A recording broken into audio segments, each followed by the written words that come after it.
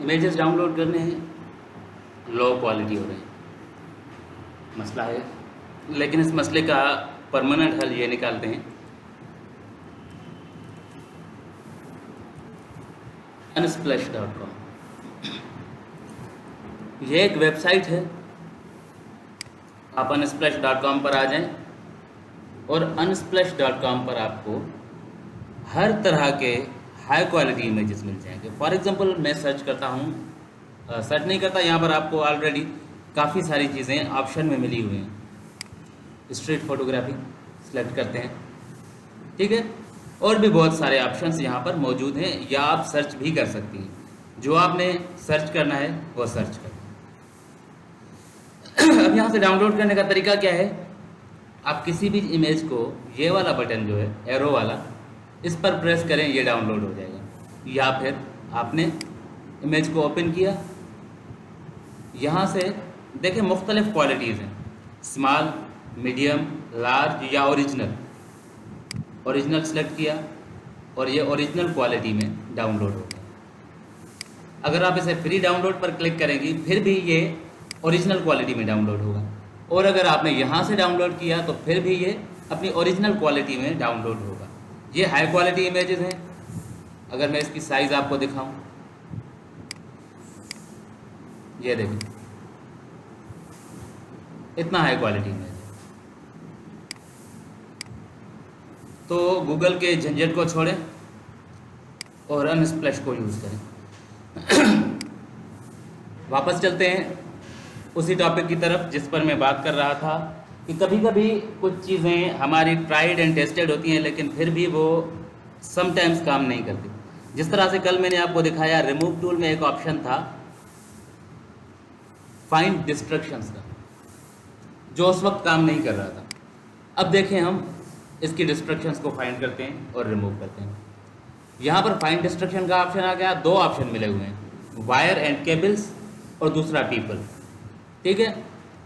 One click removal, wire and cable, और ये editable है जिसको आप एडजस्ट कर सकती हैं, पीपल, ठीक है। मैं अभी वायर एंड केबल्स को रिमूव करता हूँ।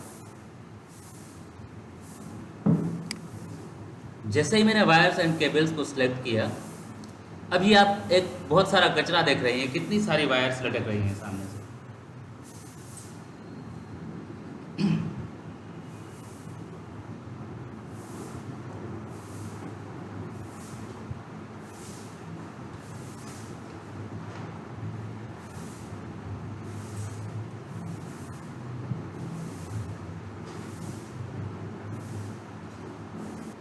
ये देखें, रिमूव हो गया।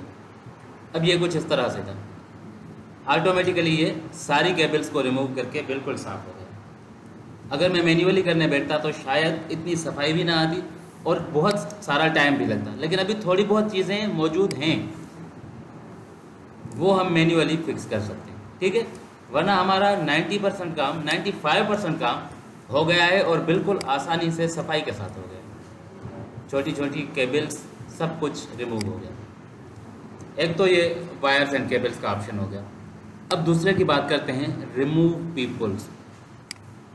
ये देखें, यहाँ पर दो लोग सड़क पर चलते हुए जा रहे हैं। मैं फाइंड डिस्ट्रक्शन, रिमूव पीपल, ये फाइंड कर रहा है। अभी ये डायरेक्ट रिमूव नहीं कर रहा, वायर एंड केबल के केस में डायरेक्टली रिमूव कर रहा है, लेकिन यहाँ पर ये पहले सिलेक्ट करेगा और उसके बाद हमसे परमिशन मांगेगा कि क्या मैं आपकी सिलेक्टेड एरिया रिमूव कर सकता हूँ।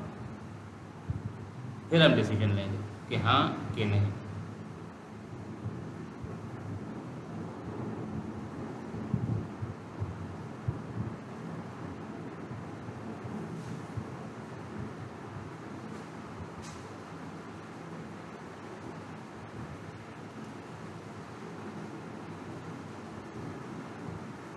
Again taking time.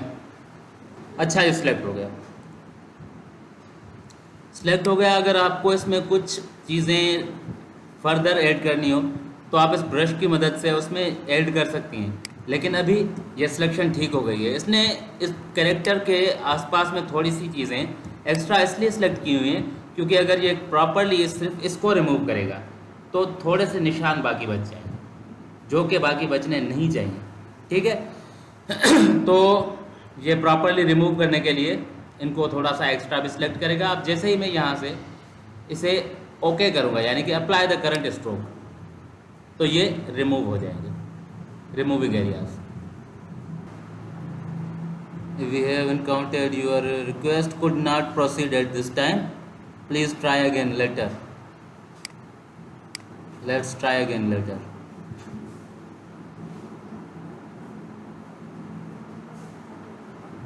Hello,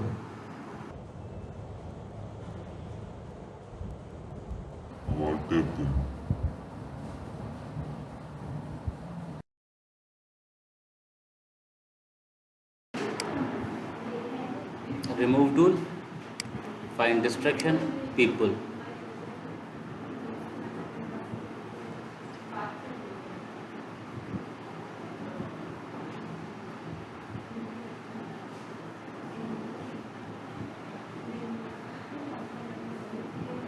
Finding people. ये पता नहीं क्यों मसला कर रहा है। रिकॉर्डिंग मैंने आपको दिखा दी है, इसी तरह से काम हो गया। जिस तरह से वायर्स एंड केबल्स रिमूव हुई, लोग भी इसी तरह से रिमूव हो गए। अभी टेम्पररी एरर दे रहा है, क्या मसला है मुझे नहीं मालूम। चलते हैं हम आगे, ठीक है। इस टूल को हम, इसके जो अंदर टूल्स हैं वो सारे के सारे टूल्स पढ़ चुके हैं। अभी हम आगे बढ़ेंगे, ठीक है। आगे हम बात करेंगे आई ड्रॉपर टूल की, जिसका शॉर्टकट की है आई। आई ड्रॉपर टूल का काम है सिर्फ और सिर्फ कलर पिक करना, ठीक है।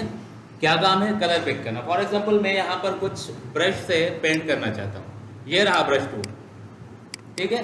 ब्रश का शॉर्टकट की है बी।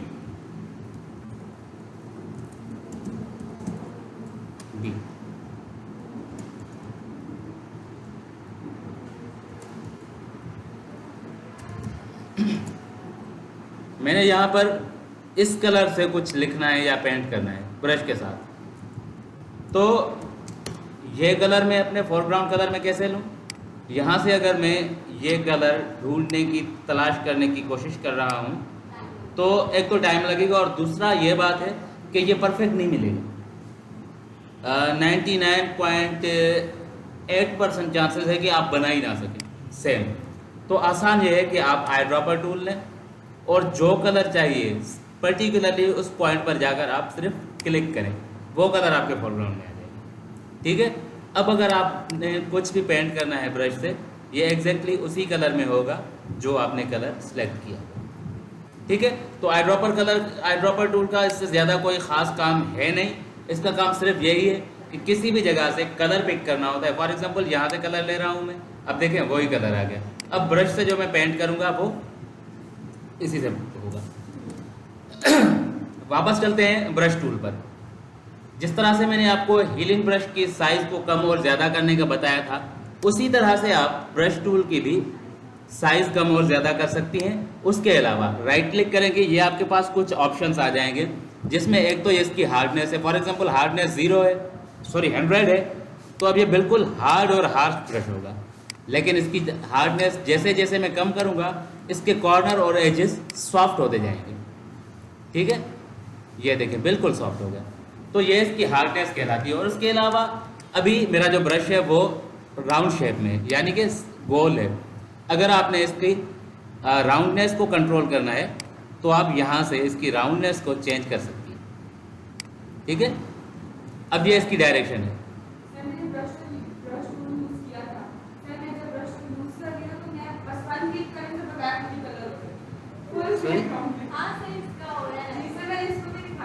क्या हो रहा है मतलब? सर ये ब्रश को क्लिक कर रही है और इसने कलर सेलेक्ट किया, और जितना भी पेपर है ना उसमें कलर खुद हो रहा है। वो इसलिए है क्योंकि आपके ब्रश का साइज बहुत बड़ा होगा। नहीं सर, बिल्कुल छोटा, मतलब नॉर्मल साइज का। तो ये दिखाएं, मुझे करके दिखाएं किस तरह से करें। अब देखें, इधर देखें, ये इसकी राउंडनेस कंट्रोल हो गई, ठीक है। अब ये इसकी राउंडनेस के साथ इसकी डायरेक्शन है। फॉर एग्जांपल आपने इसे ओवल तो बना लिया, लेकिन इसकी डायरेक्शन क्या हो, वो आप यहाँ से क्लिक करके इसकी डायरेक्शन चेंज कर लें, हो सकता है, ठीक है।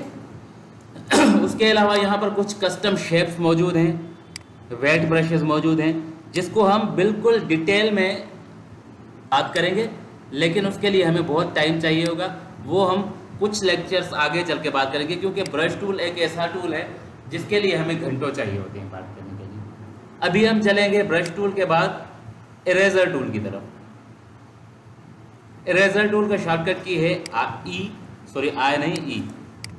आई फॉर आई ड्रॉपर, और उसके अलावा ई इरेजर टूल का काम है। अब इरेजर टूल का काम क्या होता है? इरेजर टूल का काम होता है किसी भी चीज़ को इरेज करना। जिस तरह से आपको पता है नॉर्मली इरेजर का काम होता है कोई भी चीज़, कोई भी एरिया रिमूव करना। अब अगर आपका लेयर अनलॉक्ड होगा, यानी कि नॉर्मली लेयर में कन्वर्टेड होगा, तो इरेजर आपकी इरेज्ड एरिया को ट्रांसपेरेंट रखेगा। लेकिन अगर आपका लेयर लॉक होगा तो जहाँ पर आप इरेज करेंगे वहाँ पर बैकग्राउंड कलर पेंट होना शुरू हो जाएगा। एक सेकंड, आई ड्रॉपर और ब्रश का काम आपने देख लिया, ठीक है। उसके अलावा अब हम बात कर रहे हैं इरेजर की। इरेजर की भी सेम प्रॉपर्टीज़ हैं। आप इसकी हार्डनेस, इसकी राउंडनेस, इसकी डायरेक्शन और इसकी साइज़ उसी तरह से कम कर सकती हैं जिस तरह से आपने ब्रश टूल की थी। अब देखिए मेरा लेयर लॉक है, अब मैं अगर कुछ इरेज करूँगा तो यहाँ पर पेंट होगा बैकग्राउंड कलर, ठीक है। लेकिन जैसे ही मैं इसे अनलॉक करूँगा और अब अगर मैं इरेज करूँगा तो ये पीछे से ट्रांसपेरेंसी शो करेगा। देखें अब मैं यहाँ पर एक और लेयर ले आ रहा हूँ, इमेज। अब ये दो इमेज हैं, ठीक है। जैसे ही मैं ऊपर वाले इमेज को रिमूव करूँगा इरेजर के साथ, इरेज करूँगा, तो इसके पीछे से जो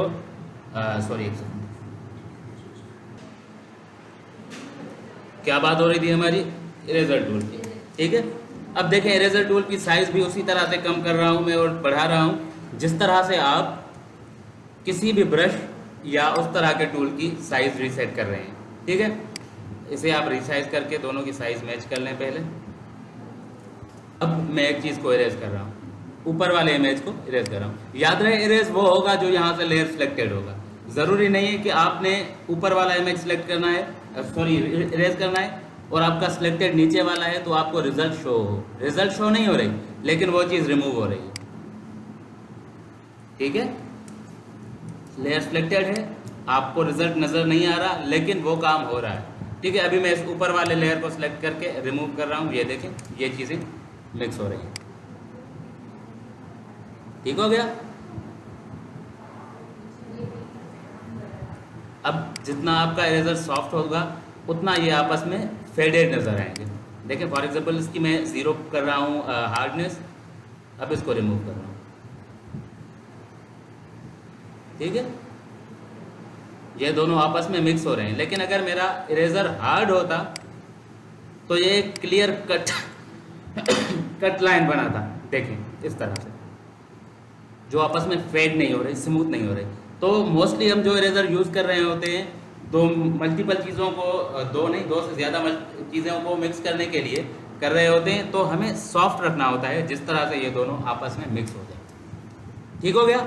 इरेजर टूल का काम समझ में आ गया। अब चलते हैं हम इन टूल्स की तरफ, जो टूल हैं डॉज, बर्न एंड स्पॉन्ज।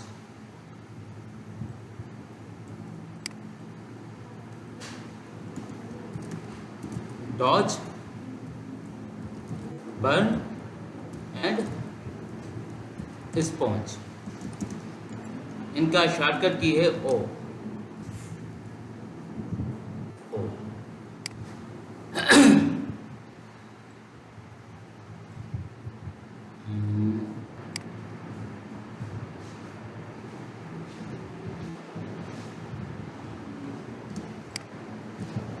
अब इस टूल का काम क्या होता है? सबसे पहले हम बात करते हैं डॉज की।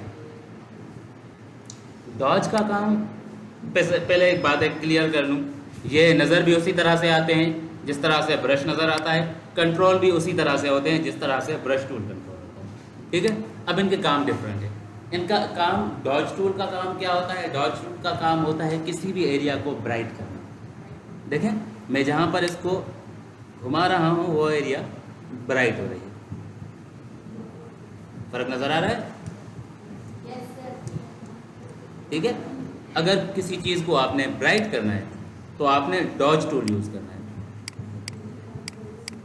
लेकिन अगर ज़रूरत से ज़्यादा ब्राइट कर देंगे तो ये ब्लास्ट हो जाएगा, जिस तरह से ये ख़राब हो रहा है। ठीक है, तो ज़रूरत से ज़्यादा ब्राइट नहीं करना, नॉर्मली टचअप के लिए आपने इसको यूज़ करना है। फेशियल बनाना हो तो ये ज़्यादा अच्छा काम है। क्या बनाना? ज़्यादा हाँ। bright कर दो तो facial हाँ, वो उसके लिए अच्छा है, लेकिन ये हम किसी को ख़राब करने के लिए नहीं, किसी को बेहतर बनाने के लिए यूज़ करें तो बेहतर रहेगा।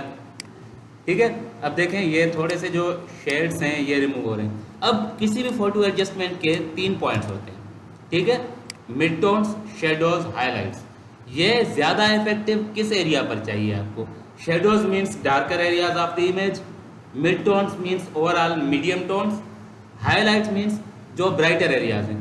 अगर आपको इसका ज़्यादा असर शेडोज़ पर चाहिए तो आप शेडोज सेलेक्ट कर लें। अब ये देखें, ये मौत बनकर आ गया बालों के लिए। लेकिन अगर मैं इसे मिड टोन पर रहने देता और यहाँ पर करता तो देखिए अब कुछ ज़्यादा उतना ख़राब नहीं कर रहा जितना यहाँ पर कर रहा था, तबाह कर रहा है। तो आपने यहाँ से मिड टोन पर ही रहना है, क्योंकि हमें मीडियम रिजल्ट्स चाहिए। और आप देखें ये काम कर रहा है, और इसका मिकदार यानी कि एक्सपोजर देखें यहाँ पर है 50%। ये कितना शिद्दत से, कितना हार्डली काम करे। अगर आपने 100% कर लिया, अब ये कुछ ज़्यादा तेज़ी से काम करेगा। अगर आपने इसे कम कर दिया, अब ये थोड़ा कम काम करेगा। तो आपको कितनी ब्राइटनेस चाहिए, यहाँ से उसका वैल्यू एडजस्ट करके और इसे सेलेक्ट करें। देखें ये बन गया। अब ये हो गया डॉज टूल का काम, यानी कि किसी भी एरिया या किसी भी चीज़ को ब्राइट करना। उसके बाद इसी के अंदर दूसरा टूल मौजूद है, बर्न टूल। ये इसका अपोजिट है, जला देगा, ये काला कर देगा। अब देखें इस बच्ची को हमने चरसी बनाना है, ये इसकी आंखें काली होगी। ठीक है, तो ये डॉज के अपोजिट होता है। डॉज वाइटनेस ऐड करता है और ये डार्कनेस ऐड करता है। इसके दांत भी काले हो सकते हैं, ये गुटखा ज्यादा खाती थी इसीलिए। ठीक है, तो यहाँ पर इसके सेम ऑप्शंस मौजूद हैं। आप इसकी स्ट्रेंथ यानी कि एक्सपोजर सेलेक्ट कर सकती हैं कि आपको कितना एक्सपोजर चाहिए। ये देखिए ये एकदम जला देगा, लेकिन आपने हल्का सा टचअप चाहिए तो इसे नॉर्मल रेंज में रखकर इसको सिलेक्ट कर लो। ओके, ठीक हो गया, यहाँ तक समझ में आ गया। और इसके अंदर एक तीसरा टूल मौजूद है, स्पॉन्ज टूल। स्पॉन्ज का काम क्या होता है? स्पॉन्ज का काम होता है किसी भी चीज़ को सेचुरेट या डिसेचुरेट करना। अब पूछें ये सेचुरेट या डिसेचुरेट क्या है, तो लफ्ज़ है हमारे पास सेचुरेशन, जिसका मतलब होता है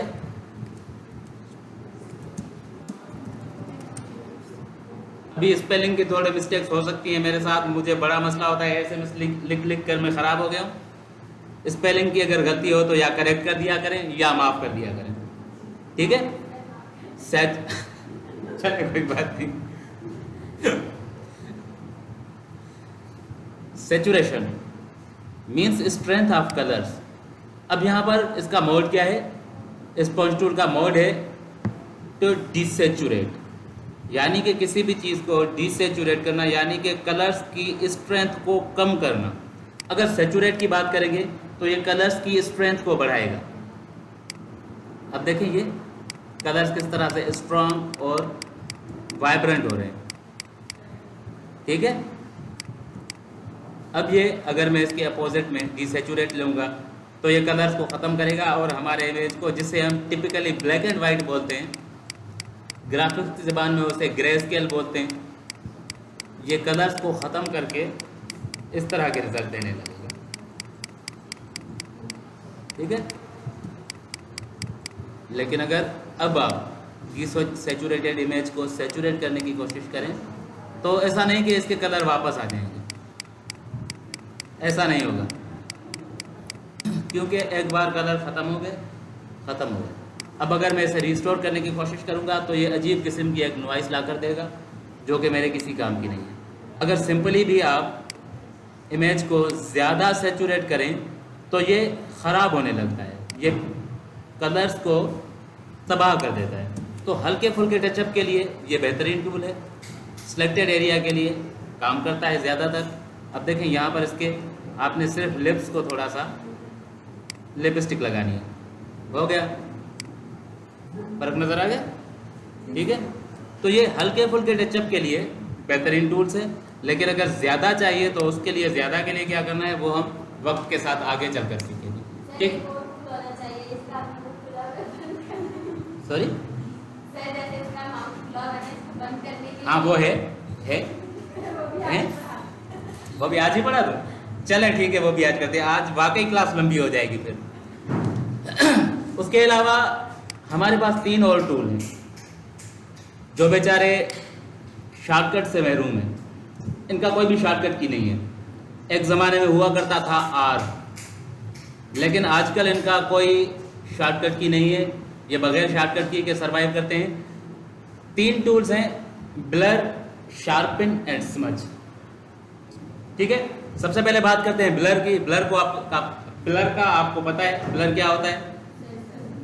कोई चीज़ जो धुंधली हो और लेस विजिबल हो। ये जैसे कि आप अपनी आंखें आधा बंद कर दें तो आपको जो चीज़ नज़र आएगी वो ब्लर है। मैं इसी तरह से एक्सप्लेन करता हूँ कि आप अपनी आंखें आधा बंद करके देखें, जो भी चीज़ नज़र आ रही है वो ब्लर है, ठीक है। अगर किसी चीज़ को आपने ब्लर करना है तो आपने ब्लर टूल उठाया, उसी तरह से आपने इसकी साइज़, हार्डनेस कंट्रोल की, जिस तरह से हम बकाया टूल्स की करते आ रहे हैं, और आपने जहाँ पर इसके स्ट्रोक लगाए वहाँ पर ये ब्लरनेस ऐड करना शुरू कर देगा। अब देखें, मैं अगर आपको दिखाऊं, ये इसके बाल थे, ऐसे हो गए, ठीक है। हल्का फुल्का अमाउंट ब्लर का ऐड होता जाएगा, जैसे जैसे आप स्ट्रोक लगाती जाएंगे उतना ब्लर स्ट्रॉन्ग होता जाएगा। वापस हिस्ट्री पैनल से मैं ऐसे ओपनिंग पोजीशन में ले जाता हूँ, यह था ब्लर। अब इसके भी अपोजिट मौजूद है।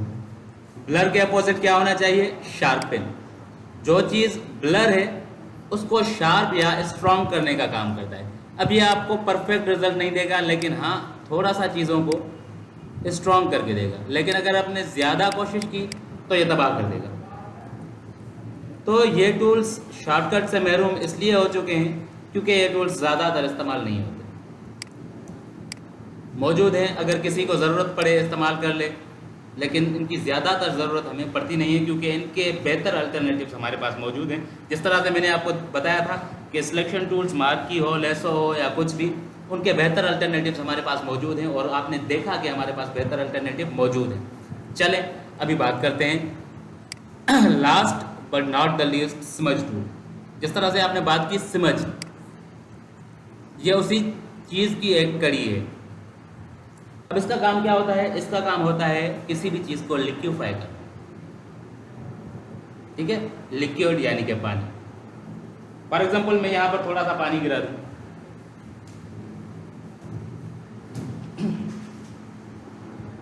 ये थोड़ा सा पानी मैंने यहाँ पर डाला, ठीक है। अब ये पानी इस जगह में मौजूद है, यानी कि ये मेरा ओरिजिनल है। अब अगर इससे मैं बढ़ाना चाहता हूँ, ये इस तरह से एक्सपेंड कर रहा हूँ, कुछ ज़्यादा ही होता है, ठीक है। तो ये क्या हो रहा है? ये क्या हो रहा है? ये एक्सपेंड हो रहा है, ये मूव नहीं हो रहा। ये वहाँ पर भी मौजूद है, वहाँ से कम हुआ और इसके ट्रेसेस बनते आए और ये एक्सपेंड हुआ। यानी कि किसी भी चीज़ को अगर आपने पानी की तरफ फैलाना है, खींचना है, तो उसके लिए हमारे पास टूल मौजूद है लिक्विफाई। अब लिक्विफाई से क्या होता है? लिक्विफाई टूल ले, आप किसी भी चीज़ को फैला दें, ठीक है।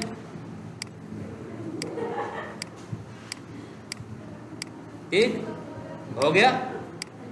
अभी ये बहुत ही बुरी रिजल्ट दे रहा है, इसका मुंह तो बंद हो गया लेकिन बहुत बुरी कीमत पर, क्योंकि ये जब आप किसी चीज़ को खींच रहे हैं तो वो वहाँ से मूव नहीं हो रही, वो एक्सपेंड हो रही है। एक्सपेंड होने के नतीजे में ख़राब भी हो रही है। तो ये काम है लिक्विफाई टूल का, किसी भी चीज़ को लिक्विड यानी कि पानी की तरह फैलाना या एक्सपेंड करना। अब देखें ये बहुत बुरी रिजल्ट दे रहा है। आपने जो सवाल किया वो ऐसा था कि इसका मुंह बंद हो जाए, तो मैंने कहा ऐसा कुछ भी है। वो कहाँ से होगा? वो लिक्विफाई का एक और ऑप्शन है जहाँ पर हम अभी चल रहे हैं। देखें ये हो गया टूल, ये सारे टूल्स हैं। मैंने आपको बताया इनके बेहतर अल्टरनेटिव्स हमारे पास मौजूद हैं। चलते हैं बेहतर अल्टरनेटिव की तरफ। ब्लर, शार्पन, इन सब के बेहतरीन अल्टरनेटिव हमारे पास इतने सारे ऑप्शन फिल्टर्स में मौजूद हैं। फिल्टर्स में ही एक फिल्टर है हमारे पास लिक्यूफाई, जिसका शॉर्टकट की है शिफ्ट कंट्रोल एक्स या कंट्रोल शिफ्ट एक्स। तो लिक्यूफाई इमेज, ठीक है, ये हो गया कंट्रोल शिफ्ट एक्स। देखें अब यहाँ पर आपके पास पूरा का पूरा ऑप्शन मौजूद है। पहले हम बात करते हैं मैनुअल की, फिर हम बात करते हैं ऑटो यानी कि स्मार्ट की। अब यहाँ पर कुछ टूल्स मौजूद हैं जिनसे आप इन्हें एक्सपेंड और कंप्रेस कर सकती हैं। देखिए ये उतनी क्वालिटी ख़राब नहीं कर रहा जितनी टूल कर रहा था। ये कंप्रेस करने के लिए, ठीक है, ये वाला टूल, ये एक्सपेंड करने के लिए, ये रोटेट या ट्विस्ट करने के लिए। अब मैं इन सब को छोड़ रहा हूँ, मैं काम की बात कर रहा हूँ, मकसद की बात कर रहा हूँ, जो हमारे काम है। मैंने आपको बताया पहले बात करते हैं मैनुअल की, फिर बात करते हैं स्मार्ट की। अब देखिएगा हमारा ये आ गया, ये सिलेक्टेड है, ये इसके सारे के सारे फेस कैरेक्टरिस्टिक्स मौजूद हैं। आपको किस चीज़ पर काम करना है? फेस पर काम करना है, करें, आपकी मर्जी, सो बिस्मिल्लाह करें। आपने जिस चीज़ पर काम करना है उस पर काम करें। Mouth, load mesh, sorry load mesh पर नहीं चलते अभी इसकी मैनुअल सेटिंग्स पर चलते हैं। यहाँ पर जिस भी चीज़ की आपने सेटिंग करनी है फेस में, फेस अवेयर में, eyes, for example left I, right I, I height, I width, I position, जो आपने सेलेक्ट करनी है वो आप कर सकती हैं, ठीक है। ये अब ख़राब नहीं करेगा। आ रहे हैं माउथ पर, इसकी ये स्माइल है, आपने इसकी स्माइल माइनस कर दी, इसकी स्माइल प्लस कर दी, ठीक है। आपने इसके लिप्स की साइज एडजस्ट करनी है, upper lip, lower lip, mouth width, mouth height, ठीक है। ये परफेक्टली तो इसका मुंह बंद नहीं हो सकता, लेकिन आप इसका एक्सप्रेशन कंट्रोल कर सकती हैं। देखें ये इसकी स्माइल है,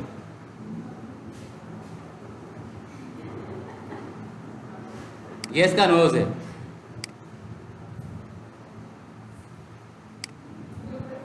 हर आपको फेस कैरेक्टरिस्टिक यहाँ पर मिल जाएगी।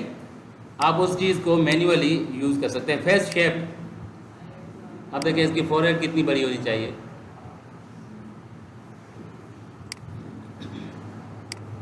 चिन हाइट, जॉ लाइन,